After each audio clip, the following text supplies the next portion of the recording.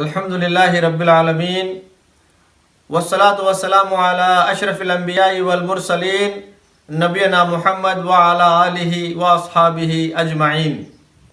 అన్ని రకాల ప్రశంసలు, అన్ని రకాల పొగడ్తలు సర్వలోకాల సృష్టికర్త, పాలకుడు, పోషకుడు, అనంత కరుణామయుడు, అపార కృపాశీలుడు, అన్ని రకాల పూజలకు ఏకైక అర్హుడు, అద్వితీయుడైన అల్లాహ్ సుబ్హానహు వ తఆలాకు మాత్రమే శోభిస్తాయి. ఆ అల్లాహ్ యొక్క కారుణ్యం ప్రవక్తలందరి మీద వర్షించుగాక. ముఖ్యంగా అంతిమ ప్రవక్త, విశ్వ ప్రవక్తల నాయకుడు, కారుణ్యమూర్తి ముహమ్మద్ సల్లల్లాహు అలైహి వసల్లంపై, వారి కుటుంబీకులపై, వారి అనుచరులపై వర్షించుగాక. ఆమీన్. సోదర సోదరిమణులారా, మిమ్మల్ని అందరినీ నేను ఇస్లామీయ పద్ధతిలో ఆహ్వానిస్తున్నాను. అస్సలాము అలైకుం వరహ్మతుల్లాహి వబర్కాతుహు. ప్రవక్త ముహమ్మద్ సల్లల్లాహు అలైహి వసల్లం జీవిత చరిత్ర 11వ భాగంలో మనము ప్రవేశించాము. ఇంతకు ముందు భాగంలో మక్కా వాసుల మరియు ప్రవక్త ముహమ్మద్ సల్లల్లాహు అలైహి వసల్లం వారి శిష్యుల మధ్య యుద్ధము జరిగింది. ఆ యుద్ధము పేరు కందకం యుద్ధం. ఆ యుద్ధంలో జరిగిన విషయాలు, సంఘటనలు అన్నీ మనము ఆ ప్రసంగంలో వివరంగా విని ఉన్నాము కదండి. ఇక ఆ తర్వాత జరిగిన విషయాలు ఇన్షాల్లా ఈ ప్రసంగంలో మనము తెలుసుకోబోతున్నాం. కందకం యుద్ధం ముగిసిన తర్వాత ప్రవక్త ముహమ్మద్ సల్లల్లాహు అలైహి వసల్లం వారు ఇంటికి చేరగానే దైవదూత జిబ్రీల్ అలైహిస్సలాం వారు ప్రవక్త ముహమ్మద్ సల్లల్లాహు అలైహి వసల్లం వారి వద్దకు వచ్చి, ఓ దైవ ప్రవక్త, ఇంకా యుద్ధము సంపూర్ణంగా ముగింపుకు రాలేదు. యుద్ధ సమయంలో క్లిష్టమైన పరిస్థితిలో యూదులు నమ్మక ద్రోహానికి పాల్పడ్డారు, ఒప్పందాన్ని ఉల్లంఘించారు. కాబట్టి వెంటనే వారి గురించి మీరు చర్యలు తీసుకోవలసి ఉంది. కాబట్టి పదండి అని జిబ్రీల్ అలైహిస్సలాం వారు తెలియజేయగా ప్రవక్త ముహమ్మద్ సల్లల్లాహు అలైహి వసల్లం వారు సహాబాలను వెంటబెట్టుకొని బనూ ఖురైజా అనే యూదుల తెగ వద్దకు వెళ్ళి వారిని చుట్టుముట్టారు. ఇక్కడ అర్థం చేసుకోవలసిన విషయం ఏమిటంటే, బనూ ఖురైజా వారు చేసిన నమ్మక ద్రోహం ఏమిటి, వారు ఏ ఒప్పందాన్ని ఉల్లంఘించారు అనేది మనం తెలుసుకుంటే విషయం ఇన్షాల్లా వివరంగా అర్థమవుతుంది. కందకం యుద్ధం సంభవించినప్పుడు మదీనాలో ప్రవక్త ముహమ్మద్ సల్లల్లాహు అలైహి వసల్లం వారు సహాబాలను తీసుకొని కందకం యువతల వైపు నుంచి కాపలా కాస్తూ ఉన్నారు. కందకం అవతల వైపు మక్కావాసులు మరియు అరబ్ నలుమూలల నుంచి వచ్చిన 10,000 మంది సైన్యము కందకము దాటి రావటానికి ప్రయత్నం చేస్తూ ఉన్నారు. అలాంటి క్లిష్టమైన పరిస్థితిలో బనూ ఖురైజా తెగకు చెందిన యూదులు ఒప్పందాన్ని ఉల్లంఘించారు. ప్రవక్త ముహమ్మద్ సల్లల్లాహు అలైహి వసల్లం మరియు యూదుల మధ్య ఒప్పందం జరిగింది. ఆ ఒప్పందంలోని విషయాలలో ఒక విషయం ఏమిటంటే, శత్రువులకు శరణు ఇవ్వకూడదు, శత్రువులకు సహకరించరాదు, శత్రువులకు ఎలాంటి సహకారం చేయరాదు, మదీనా వాసులు మరియు యూదులు కలిసి శత్రువుని ఎదుర్కోవాలి. ఆ ఒప్పందంలోని ఇవి ముఖ్యమైన విషయాలు. కాకపోతే కందకం యుద్ధం సంభవిస్తున్నప్పుడు ఈ బనూ ఖురైజా తెగకు చెందిన యూదులు ఆ ఒప్పందాన్ని ఉల్లంఘించి శత్రువులతో చేయి కలిపారు, సైన్యంతో సహకరించారు, ఆయుధాలతో సహకరించారు, ఇతర విషయాల ద్వారా శత్రువులకు సహాయపడ్డారు. ప్రవక్త ముహమ్మద్ సల్లల్లాహు అలైహి వసల్లం వారితో చేసుకున్న ఒప్పందాన్ని ఉల్లంఘించేశారు. ఒక రకంగా ఒప్పందాన్ని ఉల్లంఘిస్తూ క్లిష్టమైన పరిస్థితిలో నమ్మక ద్రోహానికి పాల్పడ్డారు. అలాగే మదీనా అవతల వైపు నుంచి మదీనా లోపలికి చొరబడాలని ప్రయత్నము చేసి ఉన్నారు. కాకపోతే వీలు పడలేదు అల్లా దయ వల్ల. కాబట్టి ప్రవక్త సల్లల్లాహు అలైహి వసల్లం వారు అలా క్లిష్టమైన పరిస్థితుల్లో వెన్నుపోటు పొడచడానికి చూసిన వారిని మరియు శత్రువులతో చేయి కలిపిన వారిని శిక్షించటానికి సహాబాలను తీసుకుని వెళ్ళి వారిని చుట్టుముట్టారు. తరువాత కొద్ది రోజులకే యూదులు చేతులెత్తేశారు. అప్పుడు ప్రవక్త ముహమ్మద్ సల్లల్లాహు అలైహి వసల్లం వారు ఈ బనూ ఖురైజా తెగకు చెందిన యూదులను శిక్షించారు. ఆ ప్రకారంగా మదీనాలో ముఖ్యంగా నివసిస్తున్న 3 యూద తెగలు బను కైనుకా, బను నదీర్, బను ఖురైజా ఈ 3 తెగల వారు కూడా వేరే వేరే సందర్భాలలో నమ్మక ద్రోహానికి పాల్పడి తగిన శిక్ష అనుభవించారు, బహిష్కరణకు గురి అయ్యారు. ఆ విధంగా అల్హమ్దులిల్లా మదీనా పరిసరాలలో వారి నామరూపాలు లేకుండా పోయాయి. ఆ విధంగా మదీనా వాసులకు యూదుల బెడద నుండి రక్షణ లభించింది అల్హమ్దులిల్లా. కాకపోతే తెగలవారు మాత్రము అక్కడి నుంచి తరలి వెళ్ళిపోయారు. కొంతమంది వ్యక్తిగతంగా యూదులు అక్కడ ఉండిపోయారు. వారిలో సలాం బిన్ అబిల్ హకీక్ అనే ఒక యూదుడు ఉండేవాడు. అతనికి అబూ రాఫె అనే కున్నియత్ నామాంతరం ఉండేది. అతను ఎలాంటి స్వభావం కలిగిన వాడంటే అతని మాటలతో, అతని ప్రసంగాలతో ముస్లిమేతరులను ప్రవక్త వారికి మరియు ముస్లిములకు వ్యతిరేకంగా రెచ్చగొట్టేవాడు. ప్రవక్త వారిని విమర్శించేవాడు, ముస్లిములను, ఇస్లాంను విమర్శించేవాడు. ఆ ప్రకారంగా వాతావరణంలో శాంతి లేకుండా అల్లర్లు, అలజడులు సృష్టించేవాడు. కాబట్టి ప్రవక్త సల్లల్లాహు అలైహి వసల్లం వారు 5 మంది సహాబాలను అతని పని ముగించటానికి పంపించారు. 5 మంది సహాబాలు వెళ్ళారు. ప్రణాళిక ప్రకారము అతని పని ముగించి తిరిగి వస్తున్నప్పుడు ఆ 5 మంది సహాబాలలో ఒక సహాబీ, ఆయన పేరు అబ్దుల్లా బిన్ అతీక్, ఆయన కాలు జారి కింద పడ్డారు. ఆయన కాలు విరిగింది. కాకపోతే ఆయన ఏం చేశారంటే ఒక బట్ట తీసుకొని కాలుని గట్టిగా కట్టుకొని 4 సహాబాల సహకారంతో అక్కడి నుంచి బయలుదేరి వచ్చేశారు. ప్రవక్త సల్లల్లాహు అలైహి వసల్లం వారి సన్నిధికి వచ్చి ప్రవక్త వారికి తెలియజేస్తూ, దేవ ప్రవక్త, మీరు ఇచ్చిన బాధ్యత నెరవేర్చేశామండి, కాకపోతే తిరిగి వచ్చేటప్పుడు కాలు జారి కింద పడిన కారణంగా కాలు విరిగింది అని చూపించగా ప్రవక్త సల్లల్లాహు అలైహి వసల్లం వారు ఆ కాలు మీద చేయితో స్పర్శించి అల్లా నామాన్ని స్మరించగా అప్పటికప్పుడే ఆ కాలు నయమైపోయింది. ఆయన మళ్ళీ మునుపటిలాగా నడవటం ప్రారంభించారు. అల్లాహు అక్బర్. ప్రవక్త సల్లల్లాహు అలైహి వసల్లం ద్వారా అల్లా అక్కడ మరొక అద్భుతాన్ని చూపించాడు. ఆ తర్వాత నజ్ద్ అనే ప్రదేశంలో కొంతమంది ప్రోగవుతూ ఉన్నారు. మదీనా మీద దాడి చేయాలని పన్నాగం పన్నుతున్నారు అని ప్రవక్త సల్లల్లాహు అలైహి వసల్లం వారి దృష్టికి వచ్చింది. ప్రవక్త సల్లల్లాహు అలైహి వసల్లం వారు కొంతమంది సహాబాలను అటువైపు పంపించారు. ఆ సహాబాలు అటువైపు వెళ్ళారు. కాకపోతే సహాబాలు వస్తున్నారన్న విషయము ముందే తెలుసుకున్న శత్రువులు చెల్లా చెదురుగా అక్కడి నుంచి పారిపోయారు. సహాబాలు వెళ్ళారు, పని ముగించుకొని తిరిగి వస్తూ ఉన్నారు. తిరిగి వస్తూ ఉంటే దారిలో బను హనీఫా అనే తెగకు చెందిన ఒక వ్యక్తి మారు వేషంలో ప్రవక్త ముహమ్మద్ సల్లల్లాహు అలైహి వసల్లం వారిని హతమార్చడానికి వస్తూ ఉంటే ప్రవక్త సల్లల్లాహు అలైహి వసల్లం వారి శిష్యుల చేతికి దొరికిపోయాడు. సహాబాలు అతనికి బంధించి ప్రవక్త ముహమ్మద్ సల్లల్లాహు అలైహి వసల్లం వారి వద్దకు తీసుకొని వచ్చి హాజరుపరిచారు.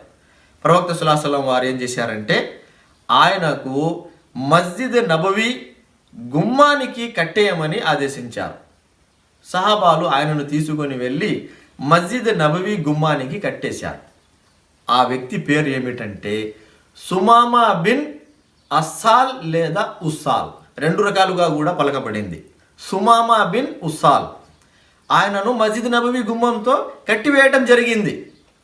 ప్రవక్త సల్లల్లాహు అలైహి వసల్లం వారు మొదటి రోజు ఆయన వద్దకు వెళ్ళి, ఓ సుమామా, మా చేతికి మీరు దొరికిపోయారు కదా, ఇప్పుడు మీరేమంటారు అని అడిగారు. సుమామా 3 మాటలు తెలియజేశారు. మొదటి మాట, మీరు నన్ను చంపాలంటే మీరు నన్ను చంపవచ్చు, కాకపోతే మీరు నన్ను చంపేస్తే ఒక వ్యక్తి రక్తము పారించినట్లవుతుంది. రెండో విషయం, మీరు దయతలిచి నాకు విడుదల చేసేస్తే మీరు నన్ను ధన్యుడిగా చూస్తారు. మూడో విషయం, ఒకవేళ మీకు పరిహారం కావాలంటే అడగండి, నేను పరిహారం చెల్లించడానికి సిద్ధంగా ఉన్నాను, ఎంత పరిహారం అడుగుతారో అడగండి. 3 విషయాలు సుమామా వారు ప్రవక్త వారికి తెలియజేస్తే ప్రవక్త వారు ఏమీ సమాధానం ఇవ్వకుండా తిరిగి వెళ్ళిపోయారు. మరుసటి రోజు వచ్చారు. మళ్ళీ సుమామా వారితో, ఓ సుమామా, మీరేమంటారు అని మళ్ళీ అడిగారు. సుమామా వారు మళ్ళీ అవే 3 మాటలు పలికారు. ప్రవక్త సల్లల్లాహు అలైహి వసల్లం వారు తిరిగి వెళ్ళిపోయారు. 3వ రోజు వచ్చారు. ఓ సుమామా, మీరేమంటారు అంటే అప్పుడు కూడా ఆయన అదే మాట అంటూ ఉంటే ప్రవక్త సల్లల్లాహు అలైహి వసల్లం వారు ఆయనకు వెంటనే విడుదల చేయమని సహాబాలకు ఆదేశించారు. సహాబాలు వెళ్ళి తాళ్ళు విప్పేయగా ఆయన అక్కడి నుండి వెళ్ళిపోయారు. ప్రవక్త సల్లల్లాహు అలైహి వసల్లం సహాబాలతో సమావేశమై ఉన్నారు మస్జిద్ నబవీలోనే.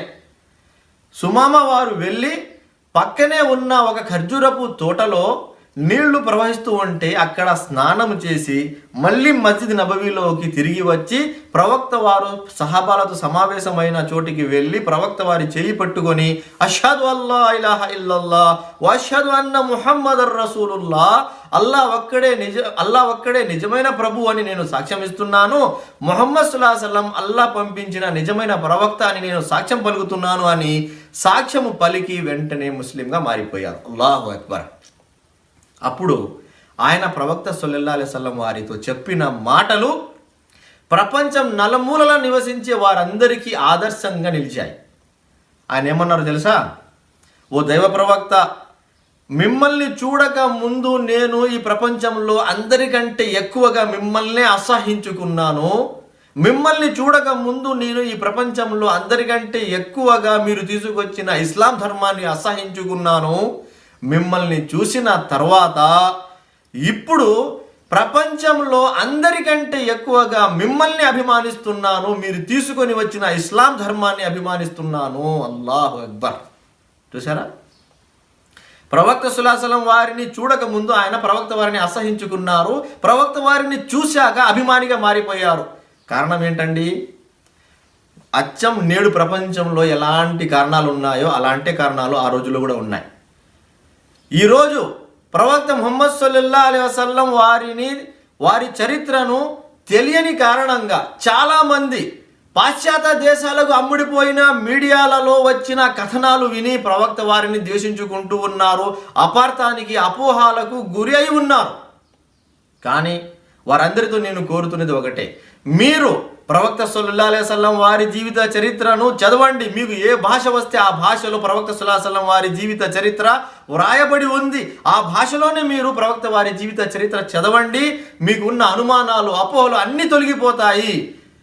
సుమామా వారు ప్రవక్త వారిని చూడక ముందు వీరి మాటలు విని అసహించుకున్నారు. తర్వాత 3 రోజుల వరకు మస్జిద్ నబవీలో ఉండి దగ్గర నుండి ప్రవక్త వారిని సహాబాలను చూసినప్పుడు ఆయన అనుమానాలన్నీ తొలగిపోయాయి. ఆయన ప్రవక్త సల్లల్లాహు అలైహి వసల్లం వారి శిష్యుల్ని వ్యక్తిగతంగా దగ్గర నుండి పరిశీలించి అభిమానిగా మారిపోయారు. అదేవిధంగా మీలో కూడా వీరి మాటలు విని చాలా అపోహలు వచ్చేసి ఉండవచ్చు. మీరు ప్రవక్త వారి జీవిత చరిత్రను చదవండి. ఇన్షాల్లా మీ అనుమానాలు, అపోహలు అన్నీ కూడా తొలగిపోతాయి. మీరు కూడా ప్రవక్త వారిని ద్వేషించుకోకుండా అభిమానిస్తారు ఇన్షాల్లా. సరే, మొత్తానికి ఇక్కడ మనము సుమామా వారి గురించి తెలుసుకుంటున్నాం కదండి. సుమామా వారు ఇస్లాం స్వీకరించారు. తర్వాత ప్రవక్త సల్లల్లాహు అలైహి వసల్లం వారితో, ఓ దైవ ప్రవక్త, మీరు అనుమతి ఇస్తే నేను మక్కాకు వెళ్ళి ఉమ్రా చేసుకుంటాను అన్నారు. ప్రవక్త వారు సరే వెళ్ళండి అని పంపించేశారు. సుమామా వారు వెళ్ళి మక్కాలో ఉమ్రా ఆచరించుకుంటూ ఉన్నారు.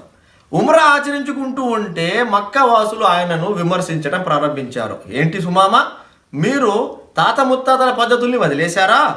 ముహమ్మద్ మాటల్లో మీరు కూడా వచ్చేశారా అని విమర్శిస్తూ ఉంటే ఆయన ఏమన్నారంటే, చూడండి, మీలాంటి వారి మాటలు విని నేను ప్రవక్త వారిని అసహించుకున్నాను, కానీ దగ్గర నుంచి చూసిన తర్వాత ఆయన ఎంత గొప్ప వ్యక్తో నాకు అర్థమైపోయింది. నేను ఆయన శిష్యుడిగా మారిపోయాను. అయితే మీరు నన్ను నిందిస్తున్నారు కదా, చూడండి జాగ్రత్త, నా తెగ నుండి మీ మక్కా వాసులకు ప్రతి సంవత్సరము ధాన్యం వస్తుంది కదా, ఆ ధాన్యాన్ని నేను ఆపేస్తాను అని సుమామా వారు అక్కడి నుండి వారి తెగకు వెళ్ళిపోయి అన్నంత పని చేశారు.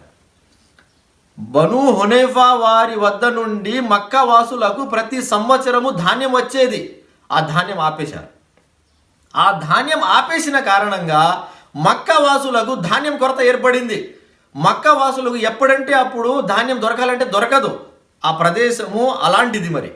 కాబట్టి మక్కా ప్రజలు మక్కా పెద్దల వద్దకు వెళ్ళి, ఏమండి, ధాన్యం కొరత ఏర్పడింది, మహిళలు, బిడ్డలు ధాన్యము లేక, ఆహారము లేక అల్లాడిపోతున్నారు, మీరు వెంటనే పరిష్కార మార్గము చూడండి అని ఒత్తిడి తీసుకొచ్చారు. అప్పుడు మక్కా పెద్దలు సుమామ వారితో వెళ్ళి ధాన్యం ఇవ్వమని కోరితే ఆయన లేదంటే లేదు అని నిరాకరించేశారు. అలాంటి పరిస్థితిలో మక్కా పెద్దలు ప్రవక్త ముహమ్మద్ సల్లల్లాహు అలైహి వసల్లం వారికి ఉత్తరం రాశారు. ముహమ్మద్ వారు, మేము మీ బంధువులమే కదండి, ఈ సుమామ అనే మీ శిష్యుడు ధాన్యం ఇవ్వకుండా ఆపేశాడు, కాబట్టి మీ శిష్యునికి మీరు ధాన్యం ఇవ్వాల్సిందిగా ఆదేశించండి అని ఆ ఉత్తరంలో కోరారు. ఆ ఉత్తరం ప్రవక్త ముహమ్మద్ సల్లల్లాహు అలైహి వసల్లం వారి చేతికి అందింది. ఇప్పుడు ఒక ప్రశ్న మీతో అడుగుదాలనుకుంటున్నాను. ప్రశ్న ఏంటంటే, ప్రవక్త ముహమ్మద్ సల్లల్లాహు అలైహి వసల్లం వారికి ఉత్తరం రాసిన వారు ఎవరు? మక్కా పెద్దలు. మక్కా పెద్దలు అంటే ఎవరు?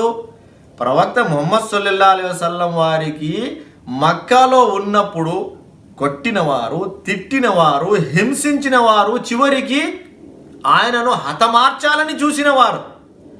ఆయన మక్కా వదిలేసి మదీనాకు వెళ్ళిపోతే అక్కడ కూడా ప్రశాంతంగా ఉండనీయకుండా అక్కడికి పదే పదే వెళ్ళి యుద్ధాల మీద యుద్ధాలు చేసి ప్రవక్త వారిని, వారి శిష్యుల్ని హతమార్చాలని పదే పదే ప్రయత్నం చేసిన వారు. అలాంటి ప్రాణహాని తలపెట్టాలని చూసిన వారు, మాకు ధాన్యం కొరత ఏర్పడింది కాబట్టి మీ శిష్యునికి మీరు ఉత్తరం రాసి ధాన్యం ఇవ్వమని ఆదేశించండి అని కోరుతూ ఉంటే ప్రవక్త వారు ఏం చేయాలి? చాలామంది ఏమంటుంటారంటే, ప్రవక్త ముహమ్మద్ సల్లల్లాహు అలైహి వసల్లం ముస్లిమేతరులను ద్వేషించుకుంటారు అని తప్పుగా ప్రచారం చేస్తూ ఉంటారు. వారితో కూడా ఇప్పుడు నేను అడుగుతున్నాను, మక్కా వాసులకు ఇప్పుడు ప్రవక్త సల్లల్లాహు అలైహి వసల్లం వారు ఏమి సమాధానం ఇస్తారు? మీరు అనుకున్నట్టుగానే ప్రవక్త ముహమ్మద్ సల్లల్లాహు అలైహి వసల్లం ముస్లిమేతరులను ద్వేషించుకునే వారే అయితే వెంటనే వారికి సహాయం నిరాకరిస్తారు. కానీ ప్రవక్త వారు అలా చేయలేదండి. ప్రవక్త సల్లల్లాహు అలైహి వసల్లం వారు వెంటనే శిష్యుడైన సుమామా రజియల్లాహు వారికి ఉత్తరం రాశారు. ఓ సుమామా, మక్కా వాసులకు మీరు ధాన్యం ఇవ్వకుండా ఆపకండి, వారికి ధాన్యం సరఫరా చేయండి అని ఆదేశించారు. అల్లాహు అక్బర్. ప్రవక్త సల్లల్లాహు అలైహి వసల్లం మరియు వారి శిష్యుల ప్రాణాలు తీయాలని చూసిన మక్కా వాసులు ఆహారం లేక అల్లాడిపోతున్నారంటే ప్రవక్త వారు ప్రతీకారం తీర్చుకోవడానికి అవకాశం దొరికింది అని వారికి అలాగే అల్లాడిపోతూ ఉన్నట్టుగా చేయలేదు, వారి మీద జాలి చూపించారు. ఆ తర్వాత ఉత్తరం రాసి ధాన్యం ఇవ్వమని ఆదేశించారు. చూశారా? కాబట్టి ప్రవక్త ముహమ్మద్ సల్లల్లాహు అలైహి వసల్లం వారి గురించి జరుగుతున్న దుష్ప్రచారం అంతా తొలగిపోవాలంటే ప్రవక్త వారి జీవిత చరిత్ర చదవండి మిత్రులారా. ఇలాంటి ఉదాహరణలు మీ దృష్టికి వస్తాయి. ప్రవక్త సల్లల్లాహు అలైహి వసల్లం వారు ఏ వ్యక్తిని కూడా ద్వేషించుకునేవారు కాదు. అతను శిష్యుడైనా సరే, అతను శత్రువైనా సరే. శత్రువులే ఆయనను ఆ రోజుల్లో కూడా ద్వేషించుకున్నారు, ఆయనను అర్థం చేసుకోక. ఈ రోజుల్లో కూడా ద్వేషించుకుంటూ ఉన్నారు, అర్థం చేసుకోక. కాబట్టి వారి వీరి మాటలు వినాల్సిన అవసరం లేదు. విద్య వ్యాపించిపోయి ఉంది నేడు. ప్రవక్త వారి జీవిత చరిత్ర ప్రతి భాషలో భద్రపరచబడి ఉంది. చదవండి, అనుమానాలు తొలగిపోతాయి ఇన్షా అల్లా. సరే, మొత్తానికి ప్రవక్త ముహమ్మద్ సల్లల్లాహు అలైహి వసల్లం వారి ఆదేశాల ప్రకారమే సుమామా వారు మక్కా వాసులకు తరువాత ధాన్యము పంపించేశారు. ఇక ఆ తర్వాత కపట విశ్వాసుల ఒక వర్గం ఉంది కదండి, వారు రెచ్చిపోయారు. జరిగిన విషయం ఏమిటంటే, బనిల్ ముస్తలిఖ్ అనే ఒక యుద్ధం సంభవించింది. ప్రవక్త ముహమ్మద్ సల్లల్లాహు అలైహి వసల్లం వారి దృష్టికి వచ్చిన విషయం, ఫలానా ప్రదేశంలో కొంతమంది ప్రోగవుతూ ఉన్నారు, వారు మదీనా మీద దాడి చేయాలని సన్నద్ధమవుతూ ఉన్నారు అని తెలియగానే ప్రవక్త వారు వెంటనే వారిని వెళ్ళి ఎదుర్కోవాలి, ఆపాలి అని సహాబాలను వెంటబెట్టుకొని అటువైపు వెళుతూ ఉన్నారు. ఈ ప్రయాణంలో ప్రవక్త సల్లల్లాహు అలైహి వసల్లం వారు ఆయిషా రజియల్లాహు వారిని కూడా వెంటబెట్టుకొని బయలుదేరారు. అక్కడికి వెళ్ళిన తర్వాత అక్కడ పెద్ద యుద్ధం అయితే ఏమీ జరగలేదు. తరువాత ప్రవక్త సల్లల్లాహు అలైహి వసల్లం వారు ఆ సమస్య పరిష్కరించుకొని తిరిగి మళ్ళీ మదీనాకు పయనమయ్యి వస్తూ ఉన్నారు. దారిలో 2 సంఘటనలు జరిగాయి. ఒక సంఘటన ఏమిటంటే, ఉమర్ రజియల్లాహు వారి ఒక కార్మికుడు నీటి కోసము వెళ్ళాడు. దారిలో తిరిగి వచ్చేటప్పుడు ఒక చోట బస చేసి ఉన్నారు. ఉమర్ రజియల్లాహు వారి కార్మికుడు నీటి కోసము నీటి బావి వద్దకు వెళ్ళాడు. అటువైపు నుంచి మదీనా వాసి కూడా ఒక వ్యక్తి నీటి కోసం వెళ్ళాడు. అక్కడ వారిద్దరి మధ్య ఏదో విషయం మీద గొడవ జరిగింది, మాట పెరిగిపోయింది. అప్పుడు వారిద్దరూ గొడవ పెట్టుకున్న కారణంగా అటువైపు నుంచి మదీనా వాసులు వచ్చేశారు, ఇటువైపు నుంచి మక్కా వాసులు కూడా అక్కడికి ప్రోగైపోయారు. ప్రవక్త సల్లల్లాహు అలైహి వసల్లం వారు తర్వాత వారిద్దరికి సద్దుమణిగించేశారు, సమస్యను పరిష్కరించేశారు. కాకపోతే వెంటనే ఈ కపట విశ్వాసుల వర్గము ఆ విషయాన్ని పెద్ద ఇష్యూగా మార్చాలని చూశారు. రహస్యంగా ఒక చోట మదీనా వాసులతో ఈ కపట విశ్వాసుల నాయకుడైన అబ్దుల్లా బిన్ ఉబై ఏమన్నాడంటే, చూసారా, వీరు మక్కా నుండి మీ నగరానికి వచ్చినప్పుడు మీరు అన్ని రకాలుగా వారికి ఆదుకున్నారు, వారికి నివాస ఏర్పాటు చేశారు, ఆహార ఏర్పాటు చేశారు, అలాగే అన్ని విధాలుగా మీరు వారికి సహకరిస్తే ఇప్పుడు చూడండి వీరు మీ మీద తిరగబడుతూ ఉన్నారు. అలాంటి వ్యక్తులుగా మీరు సహాయం చేసేది, అలాంటి వ్యక్తులుగా మీరు మదీనాలో తావు ఇచ్చేది అంటున్నారు. అంటే మొత్తానికి అతను ఏమి కోరుకుంటున్నాడంటే, మదీనా వాసులు ప్రవక్త ముహమ్మద్ సల్లల్లాహు అలైహి వసల్లం మరియు ముహాజిర్ సహాబాలను ద్వేషించుకోవాలి, ద్వేషించుకొని అతని వైపు తిరిగిపోవాలి. ఆ తర్వాత అతను కోరుకున్నది ఏమిటంటే, ఎలాగైనా సరే మదీనా వాసులను తన వైపు తిప్పుకొని ప్రవక్త వారిని మరియు వారితో వెంట వచ్చిన ముహాజిర్ సహాబాలను మదీనా నుండి తరిమేయాలనేది అతను కోరుకుంటున్న విషయం. ఎందుకంటే ఈ అబ్దుల్లా బిన్ ఉబై అనే కపట విశ్వాసుల నాయకుడు నాయకత్వ పదవి కోరుకుంటున్నాడు. ఆ దురాశ అతనికి ఉంది కాబట్టి ఇలాంటి కుట్రలు రహస్యంగా పన్నుతూ ఉన్నాడు. కాకపోతే వారి నోట వీరి నోట అది నానుతూ ప్రవక్త సల్లల్లాహు అలైహి వసల్లం వారి దృష్టికి వచ్చేసింది. ప్రవక్త సల్లల్లాహు అలైహి వసల్లం వారికి ఆగ్రహం కలిగింది. అయితే మదీనాకు తిరిగి వెళ్ళిన తర్వాత ఆ సమస్యను పరిష్కరించుకుందాములే ఇన్షాల్లా అని ప్రవక్త వారు బయలుదేరి వెళుతూ ఉన్నారు. వెళుతూ ఉంటే మరొక సంఘటన జరిగింది. అదేమిటంటే, ఒక చోట ప్రవక్త సల్లల్లాహు అలైహి వసల్లం మరియు సహాబాలు బస చేశారు. బస పూర్తయిన తర్వాత మళ్ళీ ప్రయాణము ప్రారంభించాలనుకుంటున్నప్పుడు, ప్రయాణానికి సిద్ధమవుతున్నప్పుడు ప్రవక్త సల్లల్లాహు అలైహి వసల్లం వారి వెంట వెళ్ళిన ఆయిషా రజియల్లాహు అన్హా వారు కాలకృత్యాల కోసము దూరము వెళ్ళి తిరిగి వచ్చారు. కాకపోతే ఆమె ధరించిన ఒక హారము, నగ ఎక్కడో జారి పడిపోయింది. అది వారి సోదరి హారము అది. కాబట్టి ఆవిడ మళ్ళీ హారం వెతుకుకుంటూ వెళ్ళిపోయారు. వెతుకుతూ వెళ్ళి హారము తీసుకొని తిరిగి వచ్చేసరికి ప్రవక్త సల్లల్లాహు అలైహి వసల్లం వారు మరియు సహాబాలు అందరూ కూడా అక్కడి నుంచి పయనమైపోయారు, వెళ్ళిపోయి ఉన్నారు. ఆయిషా రజియల్లాహు అన్హా వారు కంగారు పడిపోయి అక్కడే కూర్చుండిపోయారు. వెళ్ళిన వారు నేను లేను అన్న విషయాన్ని తెలుసుకొని మళ్ళీ నన్ను వెతుకుతూ ఇక్కడికే వస్తారు కదా అని ఆ ప్రదేశంలోనే ఆవిడ కూర్చుండిపోయారు. ఆవిడ కూర్చుని ఉన్నారు. అంతలోనే ఆవిడకు కునుకు వచ్చింది. ఆ విధంగా ఆవిడ నిద్రలోకి జారిపోయారు. ఆమె నిద్రలోకి జారిపోయిన తర్వాత సఫ్వాన్ బిన్ ముఅత్తల్ అనే ఒక సహాబీ, ఆయన కూడా వెనకపడిపోయి ఉన్నారు. ఆయన వస్తూ ఎవరో మహిళ ఇక్కడ ఉన్నారు కదా అని వచ్చి చూడగానే ప్రవక్త ముహమ్మద్ సల్లల్లాహు అలైహి వసల్లం వారి సతీమణి, విశ్వాసుల మాతృమూర్తి ఆయిషా రజియల్లాహు అన్హా వారు అని వెంటనే గుర్తుపట్టేశారు. అంటే ఈ హిజాబ్, పరదా నియమము అవతరించక ముందే ఆయన ఆయిషా రజియల్లాహు అన్హా వారిని చూసి ఉన్నారు కాబట్టి గుర్తుపట్టారు. గుర్తుపట్టి వెంటనే ఆయన ఏం చేశారంటే, ఇన్నా లిల్లాహి వ ఇన్నా ఇలైహి రాజిఊన్ అని పలికారు. పలకగానే ఆయిషా రజియల్లాహు అన్హా వారికి మెలుగు వచ్చింది. ఆమె కుదురుకున్నారు. తర్వాత మొహాన్ని కప్పుకున్నారు. సఫ్వాన్ రజియల్లాహు అన్హు వారు ఏం చేశారంటే, ఆయన వద్ద ఉన్న వంటను కూర్చోబెట్టారు. ఆయిషా రజియల్లాహు అన్హా వారు ఆ వంట మీద కూర్చున్నాక సఫ్వాన్ రజియల్లాహు అన్హు వారు ఆ వంట ముకుతాడు పట్టుకొని ముందు నడుస్తూ ఉన్నారు. దారిలో సఫ్వాన్ రజియల్లాహు అన్హు వారు ప్రవక్త ముహమ్మద్ సల్లల్లాహు అలైహి వసల్లం వారి సతీమణి అయిన ఆయిషా రజియల్లాహు అన్హా వారితో ఒక్క మాట కూడా మాట్లాడలేదు. ఆమెను అంతగా పవిత్రరాలుగా గౌరవిస్తూ ఆయన ముందు నడుస్తూ వెళ్ళిపోయారు. మధ్యాహ్న సమయం అయ్యింది. ఎండ తీవ్రత పెరిగినప్పుడు ప్రవక్త వారు మరియు సహాబాలు వెళుతూ ఒక చోట, ఇప్పుడు ఎండ తీవ్రత ఉంది, ప్రయాణం చేయలేము, కొద్దిసేపు సేద తీరుదాము అని ఒక చోట దిగారు. వారు దిగిన చోటకి తరువాత సఫ్వాన్ వారు ఆయిషా రజియల్లాహు అన్హా వారిని తీసుకొని అక్కడికి చేరిపోయారు. అయితే సఫ్వాన్ వారిని, ఆయిషా రజియల్లాహు అన్హా వారిని చూసిన ప్రజలు రెండు రకాలుగా మారిపోయారు. కొందరు ఆశ్చర్యపోయారు, మేము ప్రవక్త వారి సతీమణిని అక్కడే వదిలేసి వచ్చేసామా, చూసుకోలేదే, మాతో తప్పు జరిగిపోయింది, అయ్యో అని వారు ఆశ్చర్యపోయారు. మరికొంతమంది ముఖ్యంగా కపట విశ్వాసుల వర్గం. వారికి మంచి అవకాశం దొరికింది దుష్ప్రచారం చేయటానికి. వెంటనే వారు ఆయిషా రజియల్లాహు అన్హా వారి గురించి చాలా చెడుగా ప్రచారం చేశారు.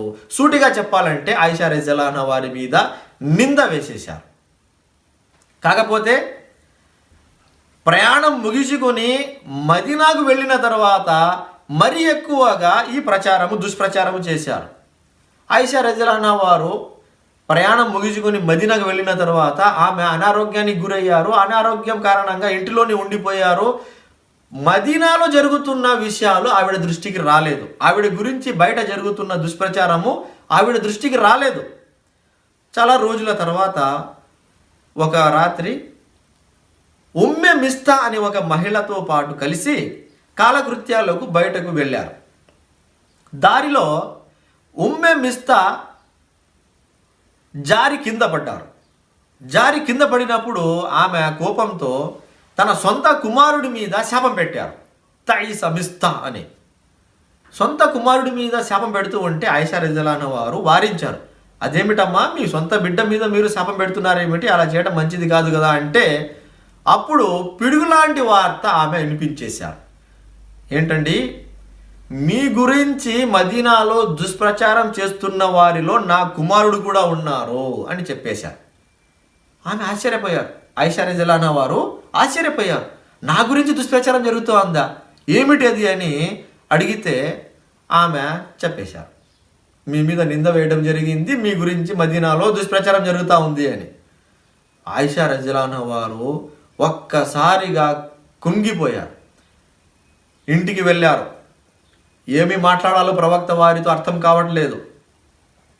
ప్రవక్త సల్లల్లాహు అలైహి వసల్లం వారితో అనుమతి తీసుకొని తల్లిదండ్రుల ఇంటికి వెళ్ళారు. తల్లిదండ్రుల ఇంటికి వెళ్ళి తల్లిదండ్రులతో పొరుగు వారితో సంప్రదిస్తే, అవును, ఆ మాట నిజమే, మీ గురించి మదీనాలో దుష్ప్రచారం జరిగిపోయింది, మీ మీద నింద వేయడం జరిగింది అని వారు చెప్పేశారు. ఆయిషా రజియల్లాహు అన్హా వారు 2 రోజుల వరకు ఏడుస్తూనే ఉండిపోయారు. అల్లాహు అక్బర్. ఒక గొప్ప భక్తురాలు, ఒక పవిత్రురాలు, అలాంటి గొప్ప భక్తురాలు మీద నింద వేసేశారంటే ఆమెకు ఎంత బాధ కలిగి ఉంటుందండి. 2 రోజుల వరకు ఆవిడ ఏడుస్తూనే ఉండిపోయారు. ప్రవక్త ముహమ్మద్ సల్లల్లాహు అలైహి వసల్లం సహాబాలతో చర్చించారు. కొంతమంది సహాబాలు సూటిగా కాకుండా సూచనప్రాయంగా పరోక్షంగా మీరు ఆవిడను విడాకులు ఇచ్చేయండి అని చెప్పారు. మరికొంతమంది సహాబాలు మాత్రము, ఓ దైవ ప్రవక్త, మీ కుటుంబ సభ్యుల పట్ల కుట్ర జరుగుతూ ఉంది, కాబట్టి మీ కుటుంబ సభ్యుల పట్ల మీరు సందేహపడాల్సిన అవసరం లేదు, మీరు ఆవిడకు విడాకులు ఇవ్వవద్దు అని మరికొంతమంది సహాబాలు ప్రవక్త సల్లల్లాహు అలైహి వసల్లం వారికి సలహా ఇచ్చారు. తర్వాత ఆయిషా రజియల్లాహు అన్హా వారు వారి తల్లిదండ్రుల ఇంటిలోనే ఉన్నారు. ప్రవక్త సల్లల్లాహు అలైహి వసల్లం వారు ఒకరోజు ఆవిడ వద్దకు వెళ్ళి 2 మాటలు మాట్లాడారు. మొదటి మాట ఏమిటంటే, మీరు తప్పు చేయలేదు అంటే అల్లాహ్ సుబ్హానహు వ తఆలా మీరు పరిశుద్ధురాలు అని నాకు తెలియజేసేస్తాడు. ఒకవేళ మీతో మానవ తప్పిదం జరిగి ఉంటే మీరు అల్లాహ్ సుబ్హానహు వ తఆలా సమక్షంలో పశ్చాత్తాపము చెందండి, ఆయన మన్నించేవాడు. ఈ 2 మాటలు మాట్లాడితే ఆయిషా రజియల్లాహు అన్హా వారు తల్లిదండ్రుల వైపు చూసి ప్రవక్త వారు మాట్లాడుతున్న మాటలకు మీరు సమాధానం ఇవ్వండి అన్నారు. తల్లిదండ్రులు ఇద్దరు కూడా ఒక్క మాట కూడా మాట్లాడలేకపోయారు. అప్పుడు ఆయిషా రజియల్లాహు అన్హా వారు ప్రవక్త సల్లల్లాహు అలైహి వసల్లం వారితో మాట్లాడుతూ, చూడండి, నేను ఎలాంటి నేరము చేయలేదు, ఎలాంటి తప్పు నేను చేయలేదు. నేను తప్పు చేయలేదు అంటే నేడు మదీనాలో ఎవరు నమ్మేవాడు లేడు అన్నట్టు నాకు అనిపిస్తూ ఉంది. చేయని నేరము నేను అంగీకరించను. అల్లాహ్కు బాగా తెలుసు నేను ఆ నేరము చేయలేదు, ఆ నేరము చేయకుండానే నేను చేశాను అని నేను ఎట్టి పరిస్థితుల్లోనూ ఒప్పుకోను. యాకూబ్ అలైహిస్సలాం వారు, యూసుఫ్ అలైహిస్సలాం వారి తండ్రి యాకూబ్ అలైహిస్సలాం వారు ఏ విధంగా అయితే సహనం పాటించారో, ఫసబ్రున్ జమీల్ వల్లాహుల్ ముస్తఆను అలా మా తసిఫూన్ అని ఆ రోజుల్లో పలికారో, అదేవిధంగా నేను ఈరోజు కూడా సహనం పాటిస్తాను, అల్లాహ్ సహాయం కోసము ఎదురు చూస్తాను అని చెప్పేశారు. ప్రవక్త సల్లల్లాహు అలైహి వసల్లం వారు వెళ్ళిపోయారు. కొద్ది రోజులకే అల్లా తరపు నుంచి వాక్యాలు వచ్చేశాయి. ముఖ్యంగా 24వ అధ్యాయము 11 నుంచి ఉన్న వాక్యాలు మనం చూసినట్లయితే అక్కడ అల్లా సుబ్హానహు వ తఆలా ప్రవక్త ముహమ్మద్ సల్లల్లాహు అలైహి వసల్లం వారి సతీమణి గురించి జరుగుతున్న కుట్ర గురించి వివరిస్తూ ఆయిషా రజియల్లాహు అన్హా వారు పవిత్రురాలు అని, అలాగే ఆవిడ గురించి దుష్ప్రచారము చేసి నింద మోపిన వారికి ఏ విధంగా శిక్షించాలి అని అవన్నీ అక్కడ అల్లా సుబ్హానహు వ తఆలా తెలియజేసి ఉన్నాడు. ప్రవక్త సల్లల్లాహు అలైహి వసల్లం వారు ఆయిషా రజియల్లాహు అన్హా వారి ఇంటి వద్దకు వెళ్ళారు. ఆవిడ ఎక్కడున్నారు? తల్లిదండ్రుల ఇంటి వద్ద ఉన్నారు.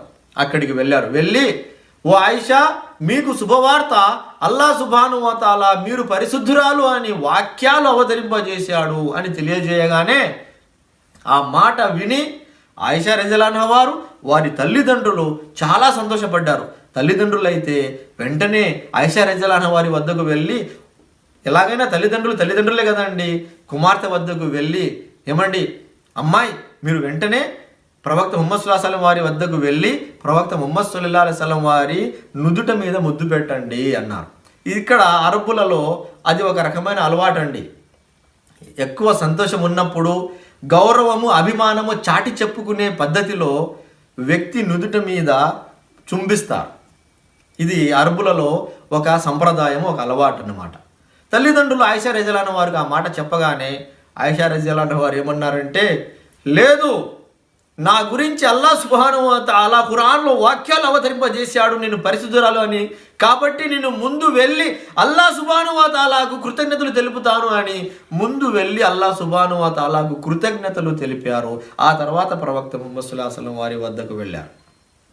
చూశారా మిత్రులారా?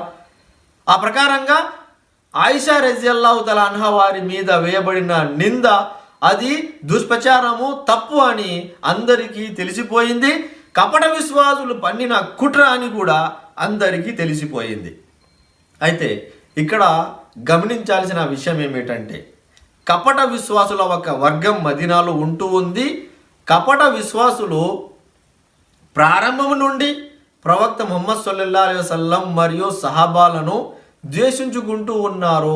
ఎలాగైనా సరే వారికి నష్టం కలిగించాలని ప్రయత్నిస్తూ ఉన్నారు. దీనికి కొన్ని ఉదాహరణలు ఇంతకుముందు ప్రసంగాల్లో వచ్చినాయి. క్లుప్తంగా ఇన్షాల్లా ఇక్కడ ప్రస్తావించి నా మాటను ముగిస్తాను. ప్రవక్త ముహమ్మద్ సల్లల్లాహు అలైహి వసల్లం వారు వలస ప్రయాణం చేసి మదీనాకు చేరినప్పుడు అక్కడ పరిస్థితులు ఎలా ఉండేవి అంటే, అబ్దుల్లా బిన్ ఉబయ్ అనే వ్యక్తికి నాయకత్వ బాధ్యతలు ఇవ్వాలి అని చూస్తున్న తరుణంలో ప్రవక్త వారు మదీనాకు వెళ్ళినప్పుడు అందరూ ప్రవక్త సల్లల్లాహు అలైహి వసల్లం వారిని తమ నాయకునిగా ఎన్నుకున్నారు. ఆ ప్రకారంగా అబ్దుల్లా బిన్ ఉబయ్ ప్రవక్త ముహమ్మద్ సల్లల్లాహు అలైహి వసల్లం వారి కారణంగా నాకు నాయకత్వ బాధ్యత దొరకలేదు, నా పదవి పోవటానికి కారణము ప్రవక్త వారు అని ప్రవక్త సల్లల్లాహు అలైహి వసల్లం వారిని ద్వేషించుకున్నాడు. తర్వాత ఎలాగైనా సరే అటు మక్కా వాసులతో చేతులు కలిపి లేదా మదీనా పరిసరాల్లో ఉన్న యూదులతో చేయి కలిపి ప్రవక్త ముహమ్మద్ సల్లల్లాహు అలైహి వసల్లం వారిని మదీనా నుండి కూడా వెళ్ళగొట్టి మళ్ళీ నాయకత్వ బాధ్యతలు పొందాలి అని చాలా ప్రయత్నాలు చేశాడు.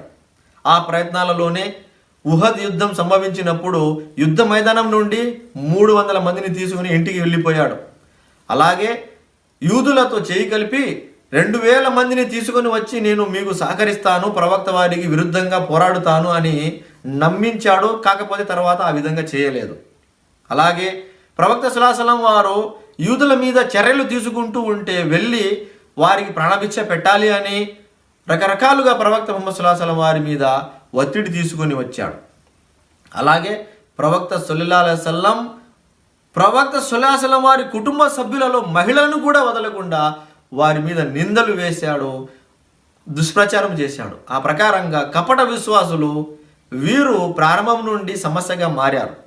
అయితే అల్లాహ్ సుబ్హానహు వ తఆలా తెలియజేసిన విషయం ఏమిటంటే, కపట విశ్వాసులు నేరస్తులు. ఎంత పెద్ద నేరస్తులు అంటే, రేపు నరకంలో వారికి నరకంలోని కిందటి భాగంలో వేసి అందరికంటే ఘోరమైన శిక్ష వారికి వేయబడుతుంది అని అల్లాహ్ సుబ్హానహు వ తఆలా తెలియజేసి ఉన్నాడు.